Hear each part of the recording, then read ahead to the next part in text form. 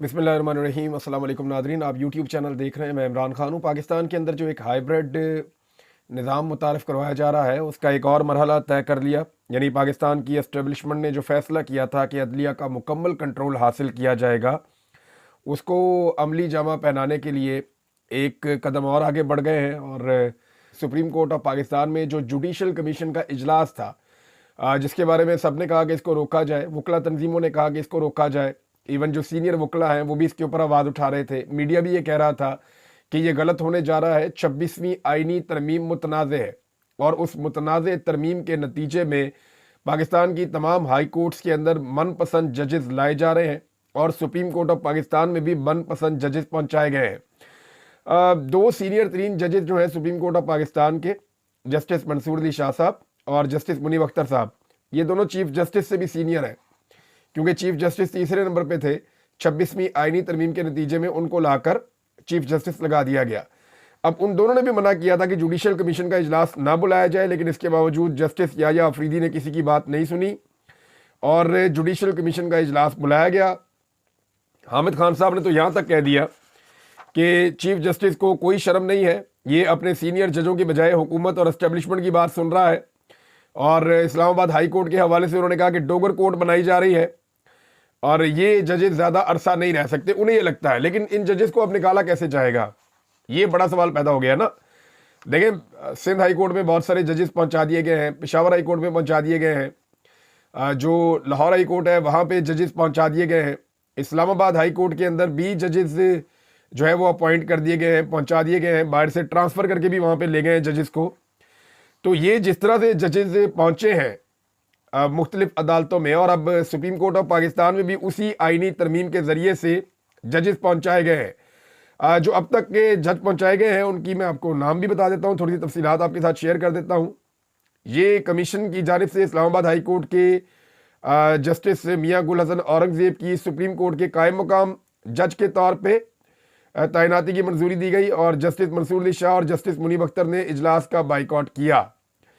अच्छा जी, इसके अंदर हुआ ये है कि 6 जजेस अभी पहुंच गए हैं, 2 जजेस जो है वो मजीद पहुंचाए जाएंगे सुप्रीम कोर्ट ऑफ पाकिस्तान में। अब चीफ जस्टिस को सबने मना किया, लेकिन इसके बावजूद उन्होंने जो है वो जुडिशल कमीशन का इजलास बुला लिया और एलामिया जो जारी किया गया है उसके मुताबिक जुडिशल कमीशन के इजलास की सदारत चीफ जस्टिस याया अफरीदी साहब ने की और 6 जजों की मंजूरी दे दी गई।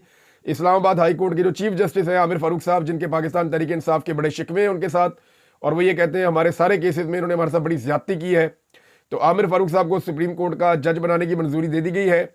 उसके बाद chief justice Sindh high court Shafi Siddiqui, Balochistan high court के चीफ जस्टिस हाशिम काकड़ और chief justice Peshawar high court Ishtiaq Ibrahim को सुप्रीम कोर्ट का जज बनाने की मंजूरी दी गई है।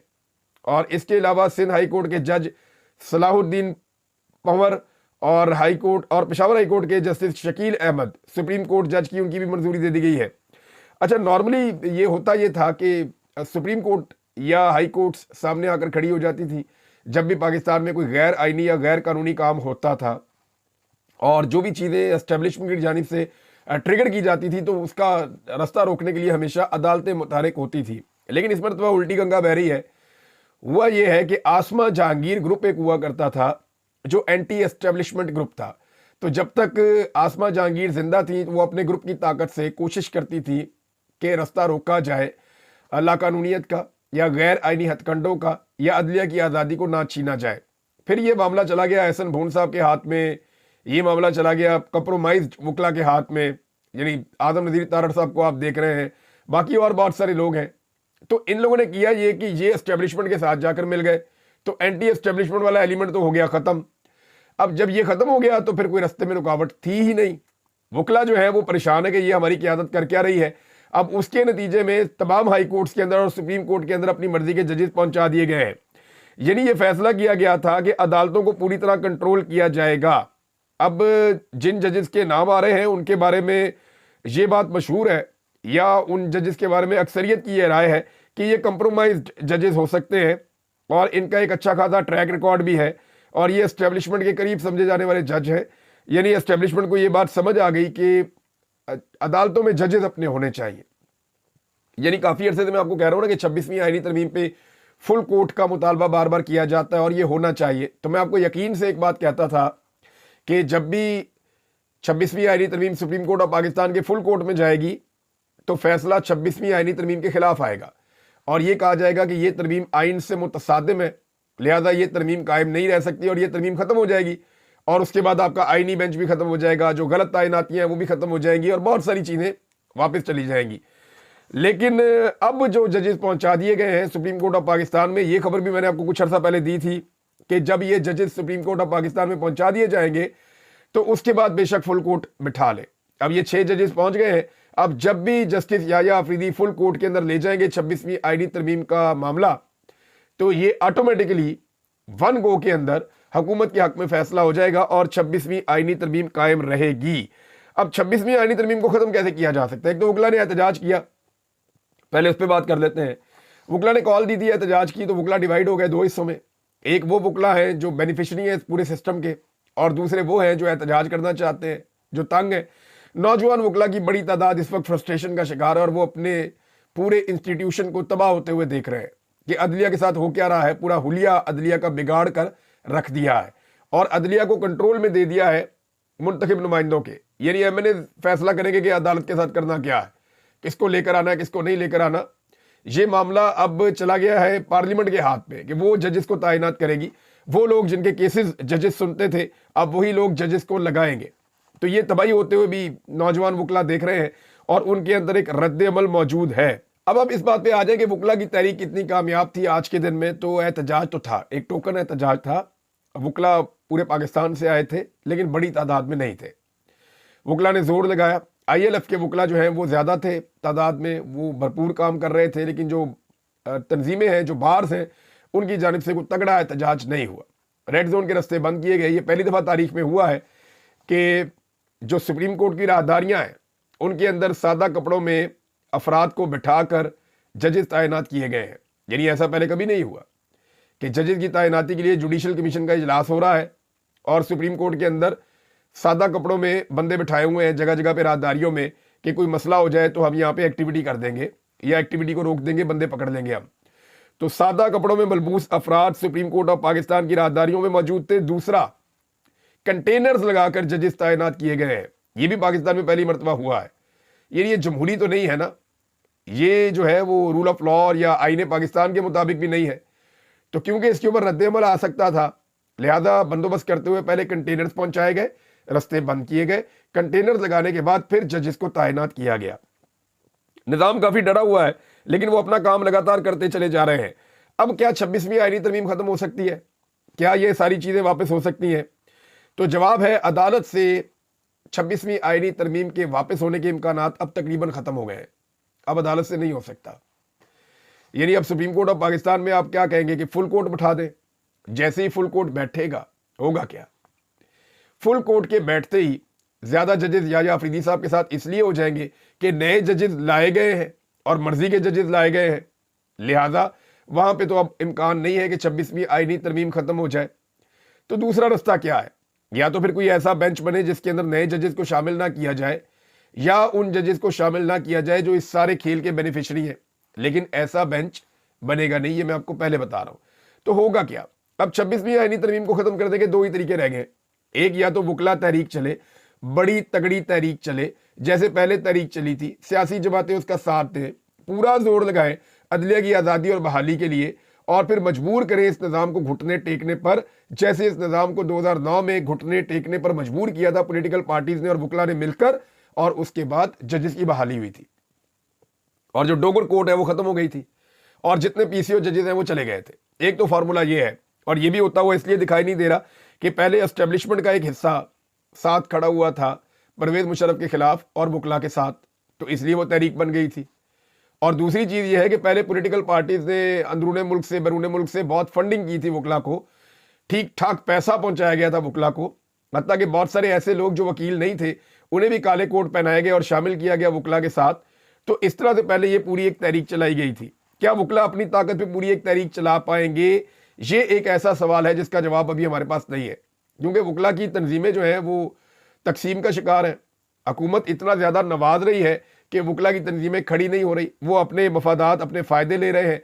लिहाजा वकला की तहरीक का एक रास्ता है, क्या ये चलेगा? तो मुमकिन नहीं लगता। दूसरा ये है कि पाकिस्तान इलेक्शन की तरफ चला जाए, कोई बड़ी तगड़ी अवामी तहरीक चली जाए और वो तहरीक इतने ज़ोरदार तरीके से चले और अंदरूनी और बैरूनी दबाव इतना ज़्यादा है कि पाकिस्तान में एक नया इलेक्शन करवाना पड़ जाए।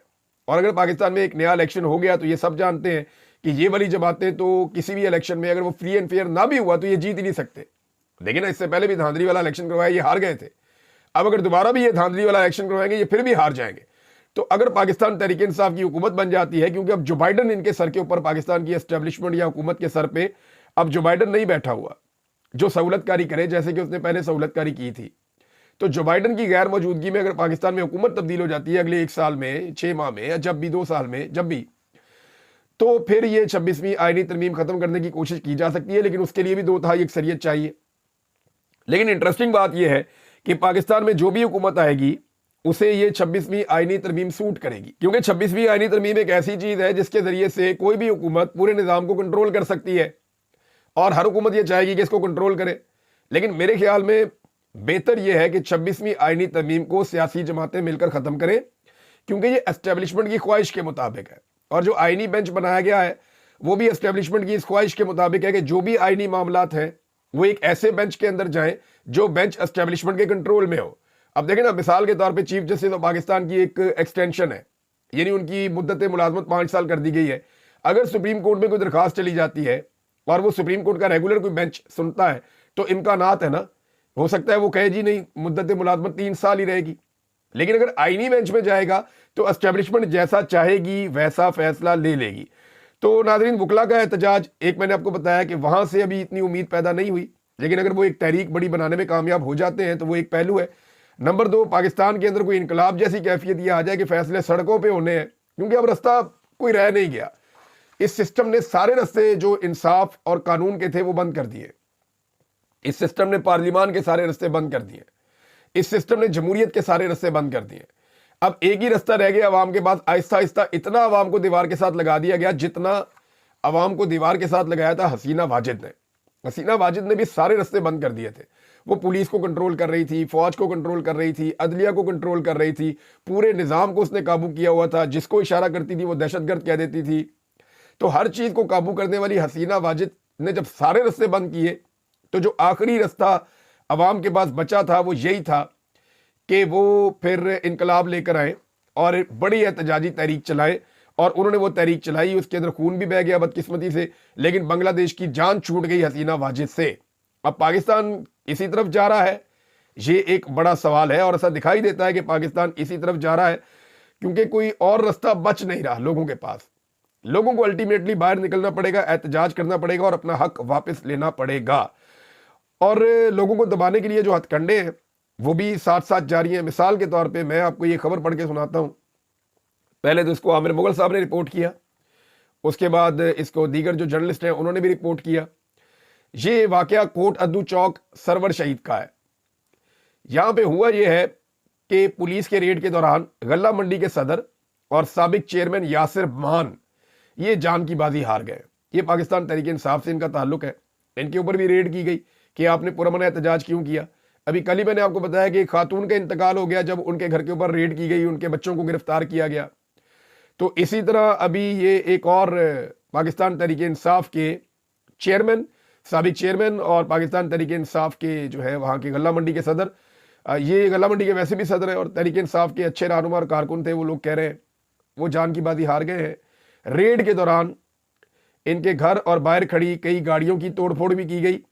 अहले खाना के मुताबिक पुलिस ने एक लड़ाई झगड़े के मामले पर गैर कानूनी रेड किया और MM आलम रोड इस वक्त कई घंटों से बंद है, यानी वहां पे कोई रोड भी बंद है। तो ये लोग अब ये कह रहे हैं कि जनाब एक मामले में पुलिस ने गैर कानूनी रेड कर दिया इनके ऊपर और गुस्सा इस बात पे था कि इनका ताल्लुक कहीं पाकिस्तान तहरीक इंसाफ से है। अब आमिर मुगल साहब का हम देख लेते हैं। वो कहते हैं जी पटवारियां दी मां आ गई है, एक और नौजवान खा गई है। वो कहते हैं जी मरियम नवाज के इमा पर पंजाब पुलिस के हाथों तहरीक इंसाफ का एक और नौजवान शहीद, चौक सरवर शहीद। पुलिस रेड में मकामी पाकिस्तान तहरीक इंसाफ के रहनुमा और सदर गला मंडी यासिर मान का इंतकाल हो गया। अहले इलाका का लाश सड़क पर रखकर एहतजाज रोड ट्रैफिक के लिए बंद कर दिया गया। ये जनाब एक और स्टेटमेंट है। इमरान खान साहब ने भी जेल से कुछ पैगाम भिजवाए हैं, और एक तो पैगाम इमरान खान साहब का अलीमा खान साहबा ने बताया कि याया अफरीदी साहब के नाम है, और ये पैगाम में वो ये कह रहे हैं कि याया अफरीदी साहब फैसला करें कि वो डिक्टेटर के साथ खड़े हैं या पाकिस्तान के अवाम के साथ खड़े हैं, वो इंसानियत, जमहूरियत और रूल ऑफ लॉ के साथ खड़े हैं या फिर डिक्टेटर के साथ खड़े हैं। तो ये इमरान खान साहब ने एक पैगाम भिजवाया। एक और इमरान खान साहब ने मुतालबा भी किया, जो उनके वकील ने बताया कि इदारों को चाहिए कि वो सर्वे करवाएं और वो ये देखें कि अवाम किस तरफ खड़ी है और अवाम क्या चाहती है। देखिए, सर्वे तो 8 फरवरी 2024 को ही हो गया था।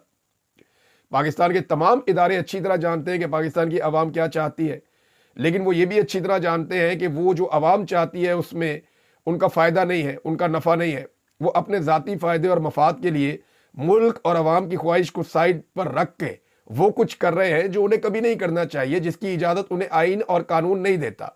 लेकिन आप देखें ना, आइनी तरमीम में भी पाकिस्तान की एजेंसियों ने MNAs को, उनके ख़ानदानों को उठाया, अगवा किया, असेंबली के ऊपर धावा बोला, पार्लियामेंट लॉजेस के अंदर घुस गए, वहां जाके MNAs को मारा कुटा, यहां से गिरफ्तारियां की। ये सारे काम पाकिस्तान की इंटेलिजेंस एजेंसीज ने किए, और वो इसलिए किए कि वो एक मुतनाज़ आइनी तरमीम लाकर अपने फ़ायदे करना चाहते थे और पूरी अदलिया को यरगमाल बनाकर कंट्रोल करना चाहते थे, और वो ये काम कर रहे हैं। इमरान खान साहब ने जो ख़त लिखा था आर्मी चीफ को, एक पहले लिखा था, उसकी इंटेंसिटी ज़रा लो थी, फिर एक और ख़त लिखा जो ज़रा हाई पोटेंसी का था, और अब इमरान खान साहब आर्मी चीफ को एक और ख़त लिखने जा रहे हैं। इमरान खान साहब की जो चार्जशीट है वो लंबी होती चली जा रही है आर्मी चीफ के बारे में, या आर्मी चीफ को लिखे जाने वाले खतूत के अंदर। अब इमरान खान साहब ने अगर बराह रास्त चीज़ों को army chief general Asim Munir साहब की तरफ मुंसलिक कर दिया या उस तरफ मोड़ दिया तो मुश्किल बड़ी बढ़ जाएगी और आलमी सतह पर एक दबाव बढ़ता चला जाएगा, क्योंकि ये सारी चीज़ें जो इमरान खान साहब लिखते हैं या बोलते हैं ये पूरी दुनिया में रिपोर्ट होती है। ये ऐसा नहीं होता कि सिर्फ पाकिस्तान के अंदर रिपोर्ट हो रही है।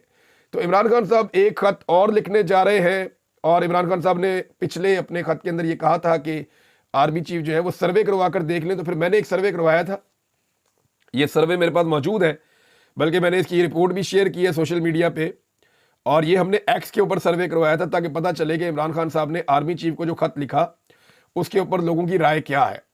तो जनाब ये है वो सर्वे। मैंने सवाल पूछा था कि इमरान खान ने आर्मी चीफ को ख़त में जो 6 नकात लिखे, क्या आप उनसे इत्तफाक करते हैं?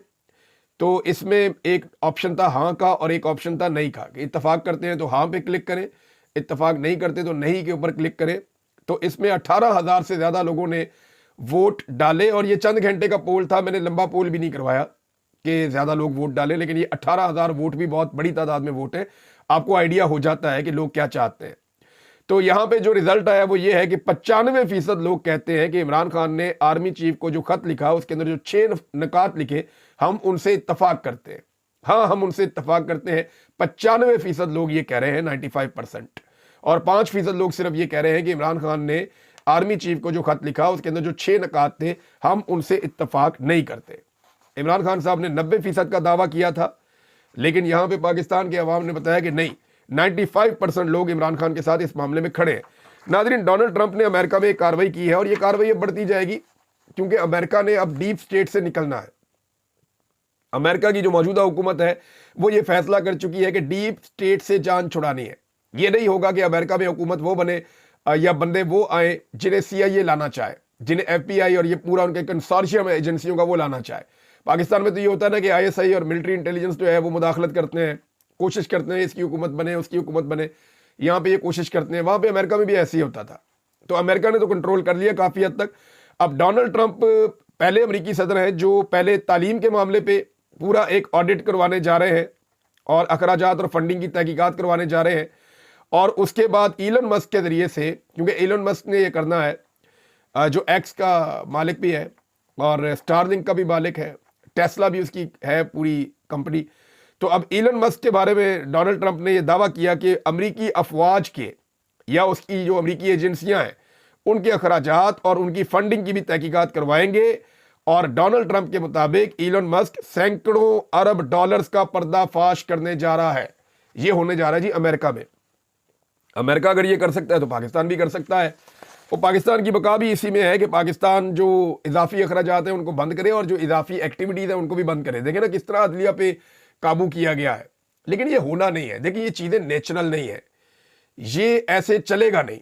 आप कितना चला लेंगे, इसको घसीट लेंगे थोड़ा सा। एक्चुअली ये एक मार्शल लॉ का टाइप है कि कानून को कंट्रोल कर लो, अदलिया को कंट्रोल कर लो, पार्लियामेंट को कंट्रोल कर लो, मीडिया को कंट्रोल कर लो, सोशल मीडिया को कंट्रोल कर लो, अवाम को दबा लो, महंगाई को महंगाई ना कहो। ये बड़ी अजीब चीज़ है ना। मैं अगले वीलॉग में आपको बताता हूँ कि खबरें कैसे छपवाई जा रही हैं और कैसे वो छप रही हैं, कैसे इश्तिहार लगाए जा रहे हैं, लेकिन हकीकत क्या है वो मैं आपके सामने अगले वीलॉग में रख दूंगा। लेकिन जो कंट्रोल्ड निज़ाम होता है ना, जब आप उसको जमहूरियत का लिबादा पहनाते हैं तो काम चलता नहीं है। या तो डायरेक्ट आए आके मार्शल लॉ लगाएं ताकि अवाम मार्शल लॉ के खिलाफ जद्दोजहद करे। जमहूरियत के लिबादे के अंदर जो मार्शल लॉ है ये चल नहीं सकता, दुनिया में कहीं नहीं चलता, पाकिस्तान में भी नहीं चलेगा। ये थोड़ी सी मौजें हैं, ये किसी वक्त भी खत्म हो जाएंगी, क्योंकि पाकिस्तान तहरीक इंसाफ और इमरान खान साहब एक बड़ी तहरीक की कोशिश दोबारा से शुरू कर चुके हैं। देखें वो इसमें कामयाब होते हैं या नहीं होते, या अपोजिशन का एक बड़ा अलायंस बनता है या नहीं बनता। लेकिन कुछ भी हो, अवामी रद्द-ए-अमल एक दिन आना ही आना है और बड़ा जोरदार तरीके से आना है। अब तक के लिए इतना ही। अपना ख्याल रखिएगा, अपने इस चैनल का भी। अल्लाह हाफिज़।